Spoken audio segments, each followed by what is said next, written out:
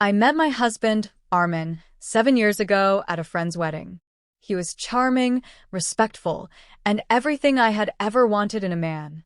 Within a year, we were married. The first few years felt like a dream. Flowers for no reason, long talks at night, surprise weekend getaways. He would hold my hand even while driving. I felt loved, seen, and safe. Armin was not just my husband. He was my best friend. We shared everything until slowly, without warning, that began to change. At first, it was subtle. He started spending more time at work, claiming stress and new responsibilities. I believed him. I supported him. I even stayed up late just to have a few minutes with him before he fell asleep. But the late nights turned into weekends away. The laughter faded, and the silence grew louder. He stopped asking me how my day was, stopped noticing when I wore his favorite dress, and our once warm bed grew cold with distance. I thought it was just a phase. To distract myself from the emptiness, I took a part-time job at a local art gallery. It gave me something to look forward to, somewhere to go besides an empty house. I poured my energy into organizing exhibits and helping customers, and at times, I pretended everything was fine. But the truth was I was lonely. I missed my husband and I missed being wanted. I tried to revive our marriage. I cooked his favorite meals, planned small surprises, and even suggested a weekend trip to rekindle our connection. He always had an excuse. Too busy, too tired, maybe later. I felt like I was clinging to someone who was already halfway gone. Nights became the hardest. I would lie awake beside him, hearing him breathe but feeling miles apart. I started to wonder if he even loved me anymore, or if we were just two strangers sharing a bed out of habit. Still, I stayed. I reminded myself of the vows we made, of the years we had shared. I believed marriage was worth fighting for, and I wasn't ready to give up. I hoped that one day, he would look at me the way he used to, that the warmth in his voice would return. But deep inside, I felt a slow ache, a quiet realization that I was more alone with him than I had ever been by myself. It was in that emptiness, in those long, quiet nights, that something inside me shifted. I didn't want to leave him. I didn't want anyone else. But I wanted to feel alive again. I wanted to feel like I mattered. And I had no idea that this silent ache would soon lead me down a path I never saw coming. It was a rainy Thursday evening when I first met Daniel. I had just finished a long shift at the gallery, drained and in no mood to wait for the bus. I opened the ride app and booked a cab. Daniel arrived within minutes. He greeted me with a warm smile and held the door open, a small gesture I hadn't experienced in a long time. I muttered a tired thank you and sank into the seat. The ride was quiet at first, but something about his calm demeanor invited conversation. He asked if I'd had a rough day, and for some reason, I answered honestly. Over the following weeks, I kept finding myself in his car. Not deliberately at first, just coincidentally. But then I started booking him on purpose, selecting his profile whenever it was available. His car felt peaceful. We never talked about anything inappropriate, just books, music, and occasionally bits about our lives. I found out he had once studied architecture, but gave it up to care for his mother. He was genuine, kind, and never once crossed a line. But the way he listened, really listened, made me feel noticed. I hadn't felt that in years. Daniel complimented things my husband no longer noticed. My necklace, the way I laughed, the way I spoke about art. Simple things, harmless words, but they filled a space in me that had been empty for so long. I started looking forward to our conversations. I began dressing a little nicer for work, not for anyone else, but because I felt alive again. I was smiling more, laughing more. But every time I laughed in that car, a small voice inside reminded me, I'm married. I told myself it was just a friendship. I wasn't doing anything wrong. I never hid my rides with Daniel. I never lied. But I also never told Armin how those drives had become the highlight of my day. How I sometimes booked longer routes just to extend the ride. I wasn't cheating, but I knew I was crossing emotional lines I couldn't admit to. Daniel was careful too. He never touched me, never flirted. But his eyes held questions I was afraid to answer. One evening, he asked me if I was happy. I didn't respond. I stared out the window, blinking back tears I didn't expect. He didn't push. He just said, "Sometimes people forget what happiness looks like until someone reminds them." That sentence stayed with me. I repeated it in my head more times than I should have. I started wondering what I wanted, not from Daniel, not even from Armin, but from myself. I didn't want to fall for someone else. I just wanted to feel like a woman again, not just a wife, not just someone waiting to be seen. And still, through it all, I held on to the idea that I was being careful, that I could balance both, that nothing had really happened.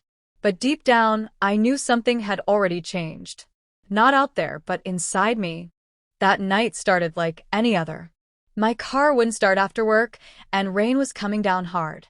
Without thinking twice, I called Daniel directly. He answered on the second ring and said he was already nearby. 10 minutes later, I was sitting in his car, soaked and frustrated. He offered to take me to a nearby cafe to wait out the storm.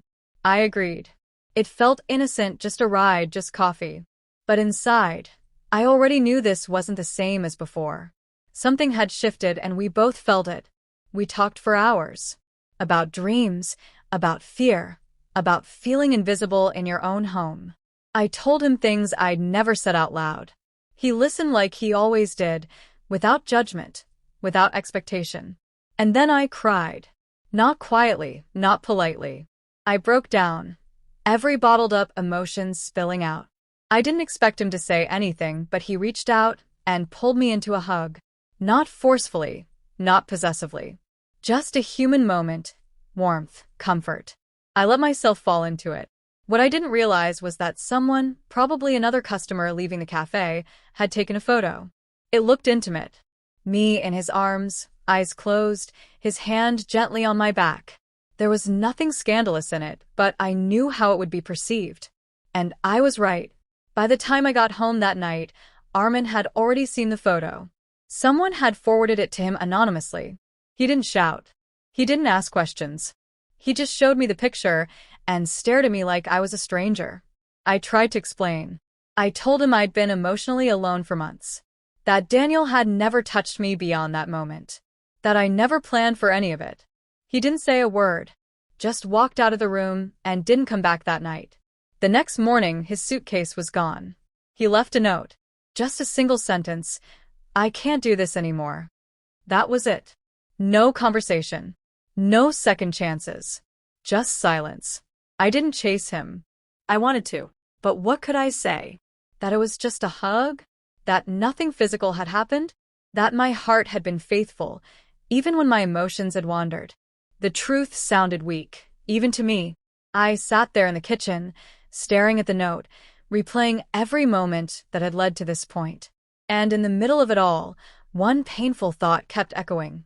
Maybe I had betrayed him, if not in action, then in spirit. Daniel reached out a few days later, apologizing for the photo, for the timing, for everything. I told him not to blame himself. It wasn't his fault.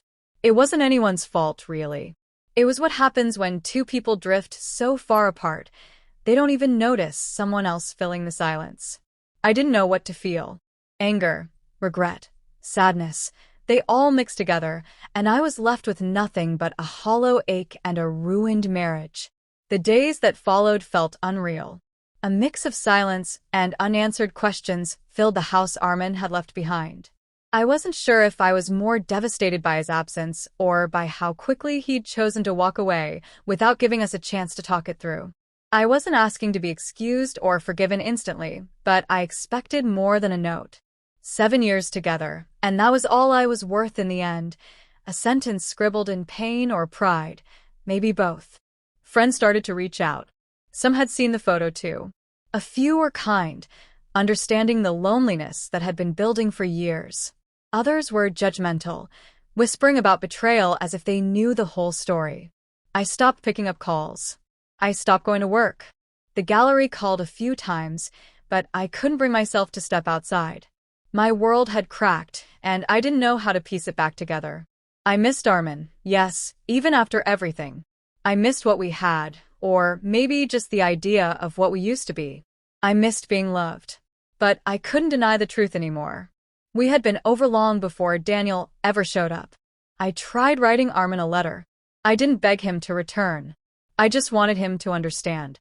I told him everything, the emotional distance, the nights I cried alone, the part of me that desperately tried to keep our marriage alive while he slowly disappeared.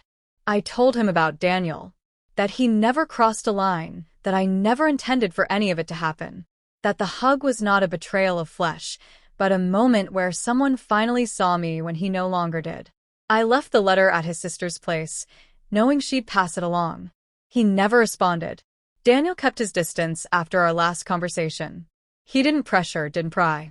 He respected the space I needed. I realized then that whatever comfort he had brought into my life had also served as a mirror, showing me who I had become. I wasn't proud of it, but I wasn't ashamed either.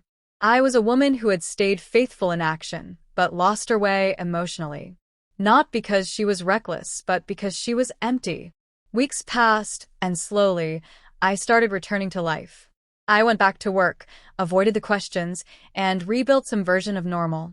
I didn't see Daniel again, not because I was angry with him, but because I needed to heal without leaning on someone else. I needed to face the silence I had once run from and figure out who I was without being someone's wife or someone's emotional refuge. I don't know if Armin will ever forgive me. I don't know if he should. But I do know this: betrayal doesn't always wear the face people expect. Sometimes it's not in a kiss or an affair. Sometimes it's in the spaces where love used to live. In all the words we stop saying, the touches we stop giving, and the pain we leave unanswered. That's what truly broke us. And that's the story I live with now.